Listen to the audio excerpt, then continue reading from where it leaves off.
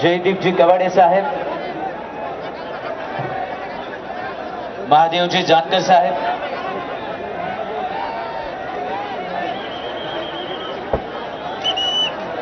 सन्माननीय रितेशजी देशमुख,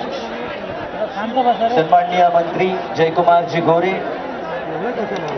डॉक्टर अमोल कोल्हे, सन्माननीय खासदार, सन्माननीय जयंत पाटील साहेब, त्याचबरोबर विखे पाटील साहेब,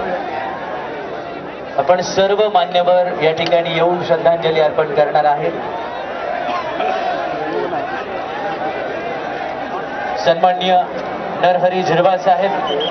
सन्माननीय राहुलजी कुल,